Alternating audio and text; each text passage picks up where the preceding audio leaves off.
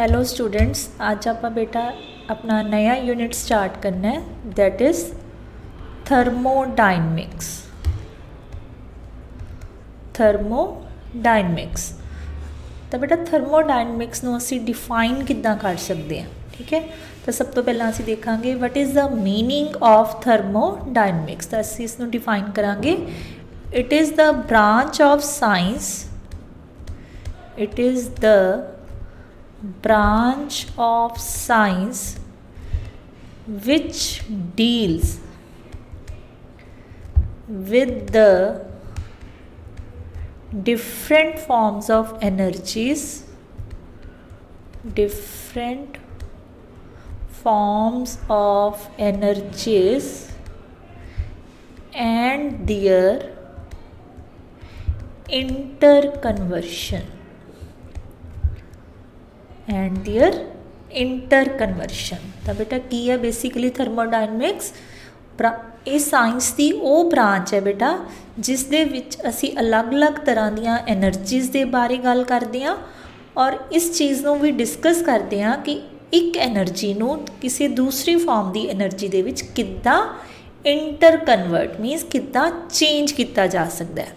ਹੁਣ ਦੇਖੋ ਬੇਟਾ ਆਪਣੀ ਕੈਮਿਸਟਰੀ ਹੈ ਕਿ chemistry is the study of matter. ਤਾਂ ਉਸ ਮੈਟਰ ਦੀਆਂ ਆਪਾਂ ਸਟਰਕਚਰ, ਪ੍ਰੋਪਰਟੀਜ਼, ਉਸ ਦੀਆਂ ਕੰਪੋਜੀਸ਼ਨ, ਉਸ ਦਾ ਸਾਰਾ ਬਿਹੇਵੀਅਰ ਲੈ ਕੇ ਚੱਲਦੇ ਹਾਂ। ਠੀਕ ਹੈ, ਤਾਂ ਬਹੁਤ ਸਾਰੀਆਂ ਫਿਜ਼ੀਕਲ ਔਰ ਕੈਮੀਕਲ ਚੇਂਜਿਸ ਨੂੰ ਅਸੀਂ ਕੈਮਿਸਟਰੀ ਦੇ ਵਿੱਚ ਡਿਸਕਸ ਕਰਦੇ ਹਾਂ। ਔਰ ਦੇਖੋ ਮੰਨ ਲਓ ਕਿ ਬੇਟਾ ਕੋਈ ਵੀ ਰਿਐਕਟੈਂਟ ਤੋਂ ਕੀ ਬਣ ਰਿਹਾ ਪ੍ਰੋਡਕਟ, ਤਾਂ ਜਦੋਂ ਵੀ ਕੋਈ ਫਿਜ਼ੀਕਲ ਜਾਂ ਕੈਮੀਕਲ ਚੇਂਜ ਹੁੰਦੀ ਹੈ ਬੇਟਾ ਤਾਂ ਉਸ ਦੇ ਵਿੱਚ ਐਨਰਜੀ ਜਾਂ ਤਾਂ ਐਬਜ਼ੋਰਬ ਹੁੰਦੀ ਹੈ ਜਾਂ ਰਿਲੀਜ਼ ਹੁੰਦੀ ਹੈ। ਮੀਨਸ ਐਵਰੀ ਕੈਮੀਕਲ ਔਰ ਫਿਜ਼ੀਕਲ ਚੇਂਜ ਇਨਵੋਲਵਸ ਦਾ ਚੇਂਜ ਇਨ ਐਨਰਜੀ। ਠੀਕ ਹੈ, ਹੁਣ ਉਹ ਐਨਰਜੀ ਚੇਂਜਿਸ ਕਿਉਂ ਹੁੰਦੀਆਂ ਨੇ? ਕਿਉਂਕਿ ਬੇਟਾ ਜੋ ਰਿਐਕਟੈਂਟਸ ਹੁੰਦੇ ਨੇ ਉਹਨਾਂ ਦੇ ਵਿੱਚ ਜੋ ਬੌਂਡਿੰਗ ਹੁੰਦੀ ਹੈ ਉਹ ਕੁਝ ਹੋਰ ਟਾਈਪ ਦੀ ਹੁੰਦੀ ਹੈ ਔਰ ਜਦੋਂ ਪ੍ਰੋਡਕਟਸ ਬਣਦੇ ਨੇ ਉਹਨਾਂ ਦੇ ਵਿੱਚ ਜੋ ਨੇਚਰ ਆਫ ਬੌਂਡਿੰਗ ਹੈ ਉਹ ਡਿਫਰੈਂਟ ਹੁੰਦੀ ਹੈ। ਮੀਨਸ ਬੇਸਿਕਲੀ ਰੀਅਰੇਂਜਮੈਂਟ ਹੋ ਰਿਹਾ ਹੁੰਦਾ। ਬੇਸਿਕਲੀ ਕੀ ਹੋ ਰਿਹਾ ਹੁੰਦਾ? ਰੀਅਰੇਂਜਮੈਂਟ ਆਫ ਐਟਮਸ। ਤਾਂ ਐਨਰਜੀ ਚੇਂਜਿਸ ਹੁੰਦੀਆਂ ਔਰ ਕਈ ਰਿਐਕਸ਼ਨਸ ਆਪਣੀ ਡੇਲੀ ਲਾਈਫ ਦੇ ਵਿੱਚ ਬੇਟਾ ਇੱਦਾਂ ਦੀਆਂ ਹੁੰਦੀਆਂ ਨੇ ਜਿਸ ਦੇ ਵਿੱਚ ਪ੍ਰੋਡਕਟਸ ਨਾਲੋਂ ਵੀ ਜ਼ਿਆਦਾ ਸਾਡੇ ਲਈ ਕੀ ਇੰਪੋਰਟੈਂਟ ਹੁੰਦਾ ਹੈ ਕਿ ਉਸ ਦੇ ਵਿੱਚ ਕਿਹੜੀ ਐਨਰਜੀ ਰਿਲੀਜ਼ ਹੋ ਰਹੀ, ਕਿ ਉਸ ਵਿੱਚ ਕਿਹੜੀ ਐਨਰਜੀ ਰਿਲੀਜ਼ ਹੋ ਰਹੀ ਹੈ। ਫੋਰ ਐਗਜ਼ਾਮਪਲ ਅਗਰ ਅਸੀਂ ਕਿਸੇ ਫਿਊਲ ਦੀ ਬਰਨਿੰਗ ਦੀ ਗੱਲ ਕਰੀਏ ਤਾਂ ਸਾਨੂੰ ਸਭ ਨੂੰ ਪਤਾ ਹੈ ਕਿ ਫਿਊਲ ਜਦੋਂ ਕੋਈ ਬਰਨ ਹੁੰਦਾ ਤਾਂ ਸਾਨੂੰ ਅਲਟੀਮੇਟਲੀ ਫਿਊਲ ਦੇ ਬਰਨ ਹੋਣ ਨਾਲ, ਠੀਕ ਹੈ, ਕੋਈ ਵੀ ਫਿਊਲ ਹੈ ਉਸ ਦੇ ਬਰਨ ਹੋਣ ਨਾਲ ਕੀ ਪ੍ਰੋਡਕਟ ਬਣ ਰਿਹਾ। ਯੂਜ਼ੂਅਲੀ ਬੇਟੇ ਜਿਹੜੇ ਹਾਈਡਰੋਕਾਰਬਨਸ ਵਾਲੇ ਫਿਊਲ ਹੁੰਦੇ ਨੇ ਉਹ ਸਾਨੂੰ ਕੀ ਰਿਲੀਜ਼ ਕਰਦੇ ਨੇ? Carbon dioxide and water. But ਅਸੀਂ ਉਹਨਾਂ ਕਾਰਬਨ ਡਾਈਆਕਸਾਈਡ ਔਰ ਵਾਟਰ ਦੇ ਉੱਪਰ ਕੌਨਸਨਟ੍ਰੇਟ ਨਹੀਂ ਕਰਦੇ, ਅਸੀਂ ਉਹਨਾਂ ਤੋਂ ਕੀ ਲੈਣਾ ਹੁੰਦਾ ਮੇਨਲੀ ਬੇਟਾ? ਹੀਟ, ਕਿਉਂਕਿ ਇਹੀ ਹੀਟ ਹੈ ਜਿਸ ਨੂੰ ਅਸੀਂ ਯੂਜ਼ ਕਰਨਾ ਫॉर द ਵੇਰੀਅਸ ਪਰਪਸਿਸ। ਠੀਕ ਹੈ, ਤਾਂ it means in some chemical reaction energy changes are more important than the products। ਠੀਕ ਹੈ, ਹੁਣ ਇਸ ਹੀਟ ਨੂੰ ਅਸੀਂ electrical energy, mechanical energy, chemical energy ਦੇ ਵਿੱਚ ਚੇਂਜ ਕਰ ਸਕਦੇ ਹਾਂ। ਤਾਂ ਇਹੀ ਚੀਜ਼ ਨਾਲ ਡੀਲ ਕਰਦੀ ਹੈ ਬੇਟਾ thermodynamics, different forms of energy and their interconversion. ਠੀਕ ਹੈ, ਇਹ ਜਿਹੜਾ ਥਰਮੋ ਵਰਡ ਹੈ ਬੇਟਾ ਇਹ ਬੇਸਿਕਲੀ ਹੀਟ ਤੋਂ ਹੀ ਆਇਆ ਹੈ। ਠੀਕ ਹੈ, ਤਾਂ ਇਸ ਕਰਕੇ ਅਸੀਂ ਥਰਮੋਡਾਇਨਮਿਕਸ ਨੂੰ ਡਿਫਾਈਨ ਕਰਦੇ ਹਾਂ। It is the branch of science which deals with the different forms of energies and their interconversions. ਠੀਕ ਹੈ, ਹੁਣ ਬੇਟਾ ਇਨ ਜਨਰਲ ਥਰਮੋਡਾਇਨਮਿਕਸ ਦੇ ਵਿੱਚ 3 ਲਾਜ਼ ਨੇ। There are 3 main laws of thermodynamics. 3 main laws of thermodynamics. ਔਰ ਇਹ ਜਿਹੜੇ ਬੇਟਾ ਤਿੰਨੋਂ ਲਾਜ਼ ਨੇ ਥਰਮੋਡਾਇਨਮਿਕਸ ਦੇ, ਇਹ ਕਿਸ ਦੇ ਨਾਲ ਡੀਲ ਕਰਦੇ ਨੇ? Properties of the system which ਅਰਾਈਜ਼ਸ from the bulk behaviour of the matter. Bulk behaviour of the matter. Bulk behaviour का मतलब हुंदा बेटा कि इस दे विच असी यूजली मैक्रोस्कोपिक सिस्टम्स की गल करते हैं, ना कि माइक्रोस्कोपिक। मैक्रो मीनस बड़ा, ठीक है। तो इसे करके बेटा यह बल्क बिहेवियर ऑफ मैटर नाल डिस्कस कर डील करती है, ना कि माइक्रो लैवल ते यह किसी भी मैटर के बिहेवियर नू स्टडी करती है। तो हुण मैं इत्थे एक वर्ड यूज़ किया बेटा, it deals with the macroscopic systems. Bulk behaviour of matter का मतलब है मैक्रोस्कोपिक सिस्टम्स।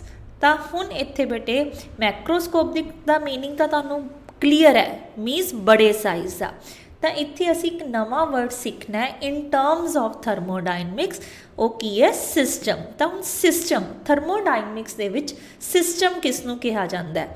तो what is the meaning of system according to the thermodynamics? System, तो सिस्टम नूं असीं किद्दां डिफाइन करते हैं? It is the part of universe, it is the part of universe which is under observation, which is under observation, or we can say which is under consideration। ठीक है। हम देखो बेटा अपना यूनीवर्स बहुत बड़ा है, लार्ज है, बट असी इस दे विच सिस्टम वर्ड किसनों कह रहे हैं? जिस दे उपर साडी कॉन्सनट्रेशन है, जिहड़ा कि साडी अंडर ऑब्जरवेशन है, जिस दे बिहेवियर नूं असी स्टडी करना चाहते हैं। ठीक है। मान लो कि असी लैब दे विच कोई रिएक्शन परफॉर्म कर रहे हैं, ठीक है।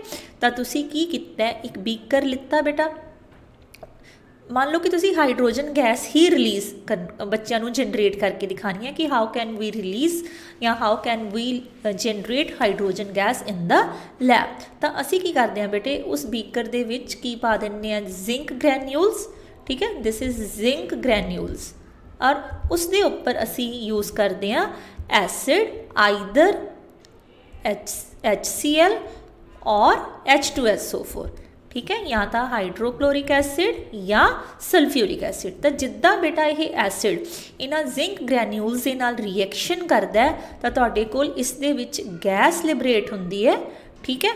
तो ये जिहड़ी गैस लिबरेट हो रही हुंदी है दैट इज़ हाइड्रोजन, ठीक है।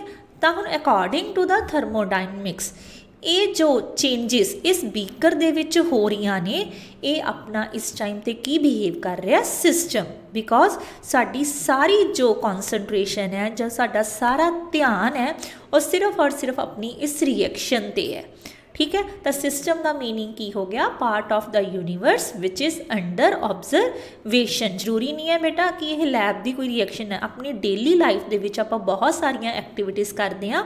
तो जिस एक्टिविटी ते असी अपने आप को ज़्यादा कॉन्सनट्रेट करते हैं, जो साडे अंडर ऑब्जरवेशन हुंदी है, उसनों असी किसका नाम दे दिंदे आ? सिस्टम का। हुण ये जो सिस्टम है बेटा दैट मे बी होमोजीनस और हैट्रोजीनस। ये जिहड़ा होमो और हैट्रो वर्ड ना तुसी फैमिलीयर ही हो। होमो का मतलब हुंदा बेटा सेम, और हैट्रो का मतलब हुंदा डिफरेंट, होमोजीनियस और हैट्रोजीनियस। तो हुण देखो बेटा होमोजीनियस सिस्टम किहड़ा होएगा? जिहड़ा कि आपां नूं एक सिंगल फेज़ की तरह लगेगा। सिंगल फेज़ का मतलब है कि जो भी इस दे विच कंटेंट है वो यूनीफॉर्म नज़र आएगा सानूं, उन्हां दे विच कोई भी बाउंड्री ऑफ सैपरेशन नहीं होएगी। For example salt solution, sugar solution, ठीक है। शुगर सोल्यूशन नूं देखते हुए तुसी नहीं दस सकते कि बाहरों कित्थे शुगर है कित्थे वाटर है, तो वो सिस्टम अपना किहड़ा बन जाएगा? Homogeneous system. अगर तुसी किसी सिस्टम नूं बाहरों देखते हुए ही दस सको कि ये इस लैवल तक कुछ होर पिया है, उस तो उपर कुछ होर पिया है, उस तो उपर कुछ होर पिया है, तो उस सिस्टम नूं असीं की कहांगे? हैट्रोजीनस। तो सिंपल वर्ड्स दे विच तुसीं इसनूं किवें याद रखना है? Homogeneous means that system which is uniform throughout and it has no boundary of separation, and heterogeneous means which has boundary of separation. Clear? Next definition है बेटा thermodynamics दे विच surroundings। बेटा जो अज अपना टॉपिक है उस दे विच आपां थर्मोडायनमिक्स दे विच जो बेसिक टर्म्स यूज़ होंदियां ने सिर्फ उन्हां बारे ही डिस्कस करांगे। हुण नैक्सट टॉपिक है अपना what is the meaning of surroundings. तो इसनूं असीं किवें डिफाइन कर सकते हैं? Part of universe, part of universe other than the system, other than the system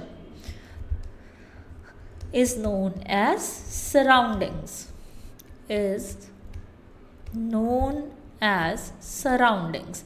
ਤਾਂ ਬੇਟਾ ਆਪਣੀ ਯੂਨੀਵਰਸ ਦੇ ਵਿੱਚ ਸਿਸਟਮ ਨੂੰ ਛੱਡ ਕੇ ਜੋ ਵੀ ਬਚਦਾ ਹੈ ਉਸ ਨੂੰ ਅਸੀਂ ਕੀ ਕਵਾਂਗੇ, ਸਰਾਊਂਡਿੰਗਸ। ਫੋਰ ਐਗਜ਼ਾਮਪਲ ਜਿਵੇਂ ਅਸੀਂ ਆ ਉੱਪਰ ਕਿਹਾ ਸੀ ਕਿ ਇਹ ਆਪਣਾ ਕੀ ਹੈ, ਸਿਸਟਮ। ਤਾਂ ਬੇਟਾ ਇਸ ਤੋਂ ਇਲਾਵਾ ਯੂਨੀਵਰਸ ਦੇ ਵਿੱਚ ਜੋ ਵੀ ਚੀਜ਼ ਪ੍ਰੈਜ਼ੈਂਟ ਹੈ, ਜੋ ਵੀ ਕੁਝ ਹੋ ਰਿਹਾ ਹੈ, ਉਹ ਸਾਡੀਆਂ ਉਸ ਟਾਈਮ 'ਤੇ ਕੀ ਬਣ ਜਾਂਦੀਆਂ ਨੇ, ਸਰਾਊਂਡਿੰਗਸ। ਠੀਕ ਹੈ, part of the universe other than the system. ਠੀਕ ਹੈ, ਹੁਣ ਦੇਖੋ ਬੇਟਾ ਤੁਸੀਂ ਯਾਦ ਕੀ ਰੱਖਣਾ ਹੈ ਕਿ ਜੋ ਸਿਸਟਮ ਔਰ ਸਰਾਊਂਡਿੰਗਸ ਨੇ, ਠੀਕ ਹੈ। ਹੁਣ ਦੇਖੋ ਆਪਣੀ ਲੈਬ ਦੇ ਵਿੱਚ ਆਪਾਂ ਇੱਕ ਆਪਣੇ ਸਕੂਲ ਦੇ ਕੈਂਪਸ ਦੇ ਇੱਕ ਰੂਮ ਦੇ ਵਿੱਚ ਅਸੀਂ ਇੱਕ ਬੀਕਰ ਦੇ ਵਿੱਚ ਰਿਐਕਸ਼ਨ ਕਰ ਰਹੇ ਹਾਂ, ਤਾਂ ਉਸ ਟਾਈਮ 'ਤੇ ਸਿਰਫ ਔਰ ਸਿਰਫ ਸਾਡਾ ਉਹ ਬੀਕਰ ਕੀ ਬਿਹੇਵ ਕਰ ਰਿਹਾ, ਸਿਸਟਮ। ਠੀਕ ਹੈ, ਬਟ ਇਹਦੇ ਵਿੱਚ ਜਿਹੜੀਆਂ ਚੇਂਜਿਸ ਆ ਰਹੀਆਂ ਨੇ, ਜਿਹੜੀ ਹਾਈਡਰੋਜਨ ਗੈਸ ਰਿਲੀਜ਼ ਹੋ ਰਹੀ ਹੈ ਬੇਟਾ, ਉਸ ਦਾ ਜੋ ਇਫੈਕਟ ਹੈ ਉਹ ਪੂਰੇ ਯੂਨੀਵਰਸ ਦਾ ਫੀਲ ਨਹੀਂ ਹੋ ਰਿਹਾ। ਠੀਕ ਹੈ, ਇਸ ਹਾਈਡਰੋਜਨ ਗੈਸ ਨੂੰ ਕੌਣ ਫੀਲ ਕਰ ਸਕਦਾ ਹੈ ਬੇਟਾ, ਜਿਹੜੇ ਉਸ ਟਾਈਮ 'ਤੇ ਸਟੂਡੈਂਟਸ ਜਾਂ ਟੀਚਰ ਉਸ ਲੈਬ ਦੇ ਵਿੱਚ ਮੌਜੂਦ ਹੋਣਗੇ। ਤਾਂ ਇਟ ਮੀਨਸ ਨੋ ਡਾਊਟ ਕਿ ਸਰਾਊਂਡਿੰਗ ਕੀ ਹੈ, the part of the universe other than the system. ਪਰ ਜੇ ਅਸੀਂ ਗੱਲ ਕਰੀਏ interaction between the system and surrounding, ਤਾਂ ਬੇਟਾ ਸਿਸਟਮ ਦੇ ਅਰਾਊਂਡ ਥੋੜ੍ਹਾ ਜਿਹਾ ਏਰੀਆ ਜਿਸ ਦੇ ਵਿੱਚ ਸਿਸਟਮ ਦੇ ਨਾਲ ਹੋਣ ਵਾਲੀਆਂ ਚੇਂਜਿਸ ਨੂੰ ਫੀਲ ਕੀਤਾ ਜਾ ਸਕਦਾ ਹੈ, ਉਹ ਰਿਐਲਿਟੀ ਦੇ ਵਿੱਚ ਕੀ ਬਣ ਜਾਂਦੀਆਂ ਨੇ, ਉਸ ਦੀਆਂ ਸਰਾਊਂਡਿੰਗਸ। ਠੀਕ ਹੈ, ਅਸੀਂ ਇਹਨੂੰ ਇੱਦਾਂ ਵੀ ਕਹਿ ਸਕਦੇ ਹਾਂ, part of the universe with which a system can interact. ਠੀਕ ਹੈ, ਮਤਲਬ ਜਿੰਨੇ ਕੁ ਯੂਨੀਵਰਸ ਦੇ ਪਾਰਟ ਦੇ ਵਿੱਚ ਸਿਸਟਮ ਦੀਆਂ ਚੇਂਜਿਸ ਦੀਆਂ ਚੇਂਜਿਸ ਨੂੰ ਫੀਲ ਕੀਤਾ ਜਾ ਸਕਦਾ ਹੈ, ਸਿਰਫ ਅਸੀਂ ਉਸ ਨੂੰ ਸਰਾਊਂਡਿੰਗਸ ਕਹਿ ਸਕਦੇ ਹਾਂ। ਠੀਕ ਹੈ, ਔਰ ਇੱਕ ਚੀਜ਼ ਯਾਦ ਰੱਖਣੀ ਹੈ ਬੇਟਾ ਕਿ ਸਿਸਟਮ ਔਰ ਸਰਾਊਂਡਿੰਗ ਦੇ ਵਿੱਚ ਦੇਖੋ, ਜਿਵੇਂ ਆਪਾਂ ਇਸ ਨੂੰ ਹੁਣ ਇੱਥੇ ਨਾਮ ਦੇ ਰਹੇ ਹਾਂ ਸਿਸਟਮ ਦਾ, ਜਿਹੜਾ ਕਿ ਇਸ ਟਾਈਮ ਆਪਣਾ ਬੀਕਰ ਦੇ ਵਿੱਚ ਜੋ ਵੀ ਰਿਐਕਸ਼ਨ ਹੋ ਰਹੀ ਹੈ, ਤਾਂ ਮੰਨ ਲਓ ਕਿ ਇਸ ਦਾ ਜਿਹੜਾ ਆਹ ਵਾਲਾ ਏਰੀਆ ਇਹ ਇਸ ਟਾਈਮ 'ਤੇ ਕੀ ਬਣ ਗਿਆ, ਇਸ ਦੀਆਂ ਸਰਾਊਂਡਿੰਗਸ। ਠੀਕ ਹੈ, ਤਾਂ ਸਿਸਟਮ ਔਰ ਸਰਾਊਂਡਿੰਗ ਨੂੰ ਅਲੱਗ-ਅਲੱਗ ਕਰਨ ਲਈ ਆਪਣੇ ਕੋਲ ਇੱਕ ਕੀ ਹੁੰਦੀ ਹੈ ਬੇਟਾ, ਬਾਉਂਡਰੀ ਆਫ ਸੈਪਰੇਸ਼ਨ। ਠੀਕ ਹੈ, ਇਸ ਬਾਉਂਡਰੀ ਤੋਂ ਬਾਅਦ ਹੀ ਅਸੀਂ ਸਰਾਊਂਡਿੰਗਸ ਨੂੰ ਕੰਸੀਡਰ ਕਰਨਾ। ਅਸੀਂ ਇਹ ਨਹੀਂ ਕਹਿਣਾ ਕਿ ਆਹ ਵਾਲੀ ਚੀਜ਼ ਕੀ ਹੈ, ਸਰਾਊਂਡਿੰਗ। ਨੋ, ਆ ਪੂਰਾ ਸਿਸਟਮ ਹੈ ਆਪਣਾ। ਠੀਕ ਹੈ, ਜਿਹੜੀ ਆਹ ਬੀਕਰ ਦੇ ਵਿੱਚ ਜੋ ਵੀ ਰਿਐਕਸ਼ਨ ਹੋ ਰਹੀ ਹੈ, ਆਪਣਾ ਪੂਰਾ ਸਿਸਟਮ ਹੈ, ਔਰ ਇਸ ਦੀਆਂ ਜੋ ਇਹ ਵਾਲਸ ਨੇ ਇਹ ਕੀ ਕਰ ਰਹੀਆਂ ਨੇ, ਇਹ ਬਿਹੇਵ ਕਰ ਰਹੀਆਂ ਨੇ as a boundary between the system and surrounding. Means system ਔਰ ਸਰਾਊਂਡਿੰਗ ਹਮੇਸ਼ਾ ਇੱਕ ਬਾਉਂਡਰੀ ਦੇ ਨਾਲ ਕੀ ਹੁੰਦੇ ਨੇ, ਸੈਪਰੇਟਿਡ। ਕਲੀਅਰ? ਤਾਂ ਬੇਟਾ ਇਹ ਸੀਗੀਆਂ ਸਭ ਤੋਂ ਬੇਸਿਕ ਟਰਮ ਜਿਹੜੀ ਕਿ ਅਸੀਂ ਥਰਮੋਡਾਇਨਮਿਕਸ ਦੇ ਵਿੱਚ ਯੂਜ਼ ਕਰਦੇ ਹਾਂ। What is the meaning of system and surrounding. Next topic ਹੈ ਬੇਟਾ types of system.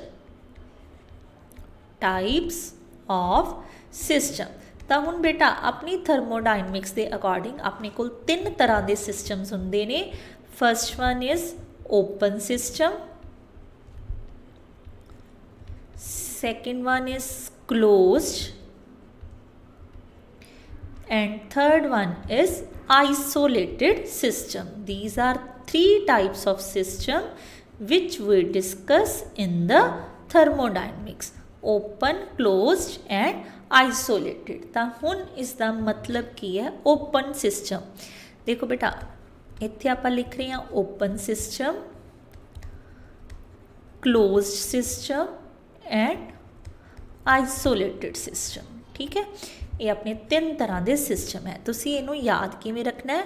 It is that type of system which can exchange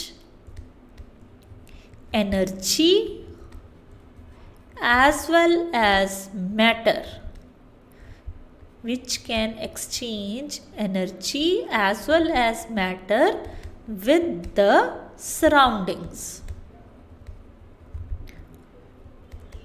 close ਦੇ ਵਿੱਚ ਕੀ ਹੋਏਗਾ? which can exchange only energy with the surrounding, which can exchange only energy with the surroundings. और isolated ਦੇ ਵਿੱਚ ਕੀ ਹੋਏਗਾ ਬੇਟਾ, which can neither exchange energy nor matter, neither exchange energy nor matter with the surroundings। ठीक है, ਹੁਣ ਇਸ ਨੂੰ ਬੇਟਾ ਆਪਾਂ अपनी डेली लाइफ की एक सब तो सिंपल एग्जाम्पल तो डिस्कस करांगे। ठीक है, मान लो कि बेटा तुहाडे कोल एक गिलास है, ठीक है, और इस गिलास दे विच तुसी की पाई हुई है, हॉट टी। ठीक है, सेकेंड टाइप दे विच तुसी की कीता, एक कोई कंटेनर लै लिया बेटा जिहड़ा कि उपरों क्लोज्ड है। ठीक है, मतलब जिस दे उपर लिड लग्या होया है, और इस दे विच भी तुसी की लिता होया है, हॉट कॉफ़ी या हॉट टी। ठीक है, थर्ड टाइम की कीता है तुसी बेटा, जिहड़ा तुहाडा कंटेनर है उसनों तुसी किवें लिता है, एक इंसुलेटेड फ्लास्क दे रूप दे विच। थर्ड टाइम ये तुहाडा क्लोज्ड है, बट नाल ही बेटा इस दे अराउंड एक इंसुलेटेड लेयर भी है। ठीक है, तुहाडा कुछ इस टाइप का कंटेनर है। ठीक है, और तुसी इस दे विच अपनी की लिती हुई है कोई भी हॉट टी या कॉफ़ी। ठीक है, हुण जिहड़ा ये सिस्टम है बेटा, इसनूं थर्मोडायनमिक्स कह रही है ओपन सिस्टम, इसनूं क्लोज और इसनूं आइसोलेटेड। हुण देखो क्यों असी इसनूं ओपन क्लोज या आइसोलेटेड कहने हैं, इस दे विच तुसी क्लीयरली देख सकते हो बेटा, अगर असी किसी भी गर्म चीज़ नूं कुछ टाइम लई किसी खुले बर्तन दे विच रखते हैं बेटा, सराउंडिंग्स दी मैटर इस दे विच आ भी सकता है। ठीक है, और जा भी सकता है, और ये विच एनर्जी तो एक्सचेंज होएगी कुछ टाइम बाद। जिहड़ी ये तुहाडी हॉट ड्रिंक है, कोई भी कॉफ़ी या टी है, वो कुछ टाइम बाद की हो जाएगा, ठंडा हो जाएगा। मीनस ये विचों मैटर का भी एक्सचेंज पॉसीबल है, और इस दे विचों एनर्जी की एक्सचेंज भी पॉसीबल है। ठीक है, अगर असी इसे हॉट ड्रिंक नूं किसी क्लोज्ड फ्लास्क दे विच लै लिया, हुण देखो बेटा बाहरों कोई भी मैटर इस दे विच एंटर नहीं कर सकता। ठीक है, it can't enter in the system. Similarly जिहड़ा इहदे विच कंटेंट है ये बाहर नहीं जा सकता, बट ये जिहड़ा कंटेनर दे विच भी तुसी हॉट ड्रिंक लिता होया है, एक कुछ टाइम बाद ये ठंडा जरूर हो जाएगा। मीनस ये विच सिर्फ और सिर्फ की एक्सचेंज हो सकती है, एनर्जी नॉट मैटर। ठीक है, ये विच असीं की लिखिया सी, it can exchange energy as well as matter. But अगर असी इसे अपने हॉट ड्रिंक नूं किसी इंसुलेटेड फ्लास्क दे विच लै लिया बेटा, ये विच ना तो एक्सचेंज ऑफ एनर्जी पॉसीबल है और ना ही एक्सचेंज ऑफ मैटर, क्योंकि तुहानूं पता है इंसुलेशन का मतलब की हुंदा बेटा, कि अगर तुसी कोई गर्म चीज़ लेती है तो गर्म ही रहेगी, और अगर तुसी कोई ठंडी चीज़ ये विच यूज़ कर रहे हो तो वह कुछ घंटे तक ठंडी ही रहेगी। तो इदां दे सिस्टम असी की कहने आइसोलेटेड सिस्टम। ठीक है, so this is the open system, close system and isolated system. Open they which can exchange matter as well as energy with the surroundings, it can exchange only energy with the surroundings, it can neither exchange energy nor matter with the surroundings. और तुसी याद रखना है कि अपनी daily life दे विच बेटा जिहड़े systems असी स्टडी करते हैं वो किहड़े हुंदे ने, most of the systems are of open type. ठीक है, in daily life we deal with the open systems most commonly. ठीक है, क्लोज ते आइसोलेटेड नाल असी बहुत घट डील करते हैं। क्लीयर। नैक्सट टर्म है बेटा जिहड़ी असी अज सीखनी है, that is the macroscopic properties of the system. Macroscopic properties तो आपां मैक्रो वर्ड तो ही याद रखना है। मैक्रो का मतलब की हुंदा है, लार्ज। तो macroscopic properties of the system किहड़ियां हो गई बेटा, these are the those properties of the system, these are those properties of the system which arises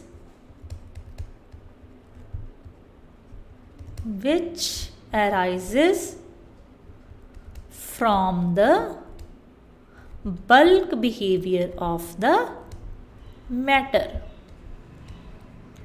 Bulk behavior of the matter. इस चीज़ ਨੂੰ ਆਪਾਂ ਪਹਿਲਾਂ भी डिस्कस कर चुके हैं कि जो थर्मोडायनमिक्स है बेटा वो मैक्रोस्कोपिक प्रॉपर्टीज़ नाल ही डिस्कस करती है, ना कि माइक्रोस्कोपिक प्रॉपर्टीज़ नाल। ठीक है, मैक्रो मॉलिक्यूल्स होंदे ने इहदे विच, ना कि माइक्रो। तो असीं इसनूं डिफाइन किवें करदे हां? These are those properties of the system which arises from the bulk behaviour of the matter. For example, temperature, pressure, volume, surface area, enthalpy, pressure आप लिख चुके हैं बेटा। Temperature, pressure, volume, surface area, enthalpy, viscosity and much more. ठीक है, काफ़ी examples ने जिन्होंने असी macroscopic properties of the system कह सकते हैं। ठीक है, हुण जिहड़ियां बेटा ये मैक्रोस्कोपिक प्रॉपर्टीज़ हुंदियां ने, they are further divided into two subtypes. First one is extensive properties,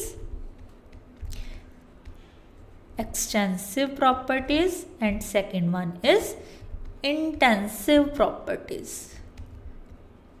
extensive properties and intensive properties. तो बेटा इन्हां दे विच की डिफरेंस है extensive and intensive?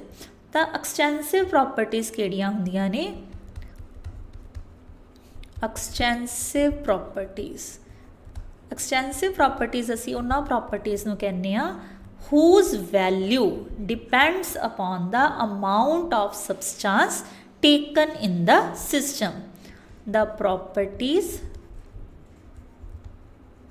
whose value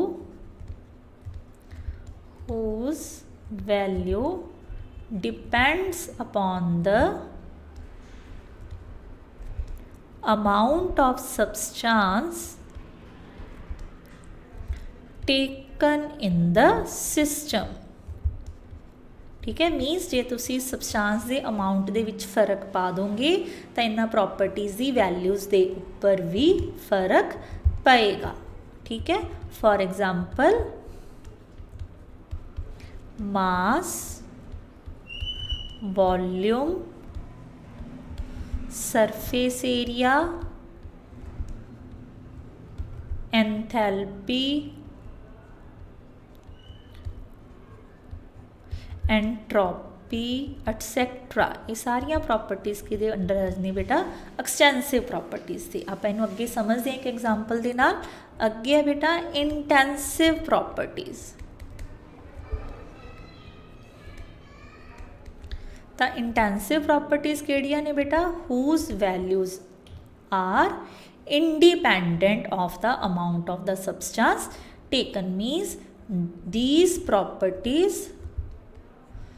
these properties are independent of the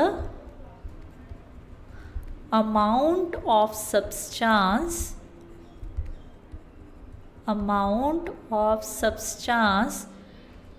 taken in the system। ठीक है, अगर असी अमाउंट ऑफ सबस्टांस को घटा वधा भी रहे हैं तो इन्हां दी वैल्यू के उपर कोई भी फर्क नहीं पैंदा। For example temperature, surface tension,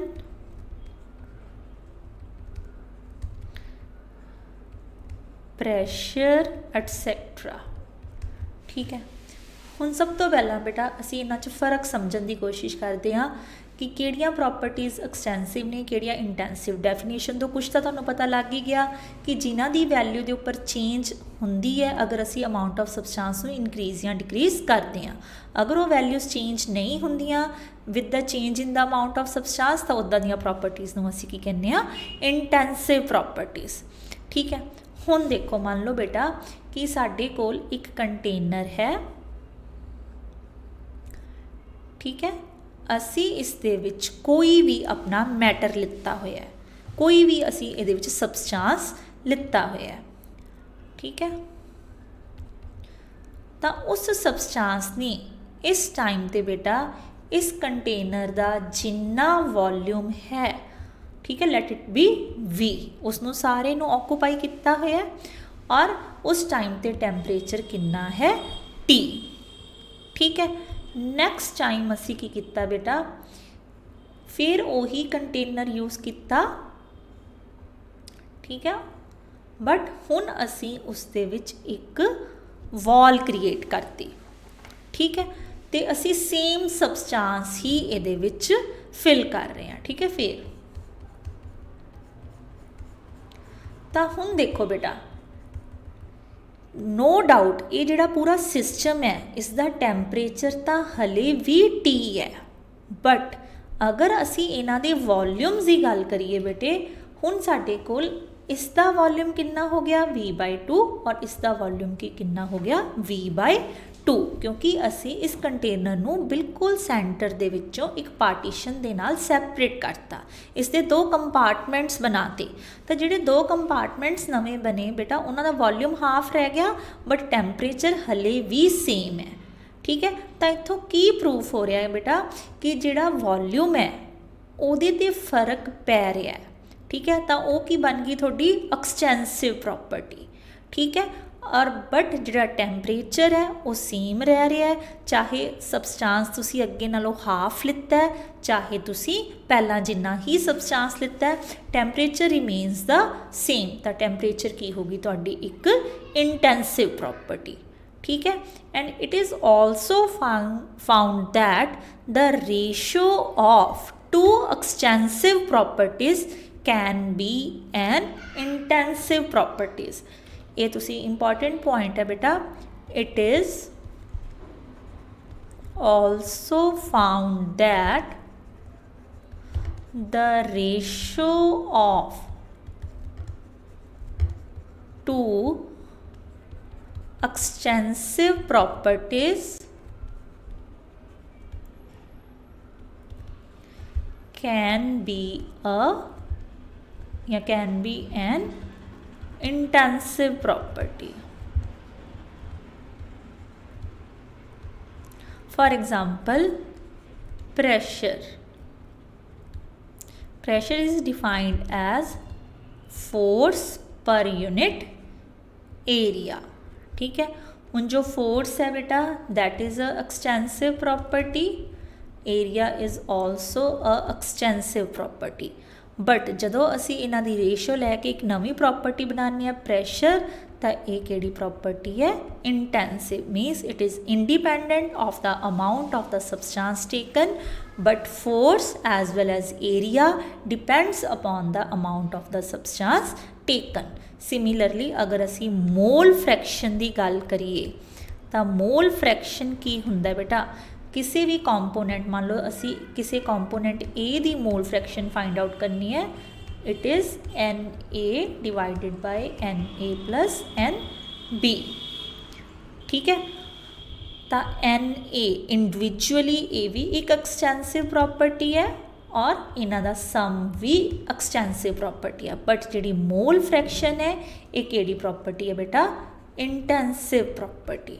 ठीक है, it means the ratio of two extensive properties can be an intensive property also। So it is all about today's lecture। Thank you beta।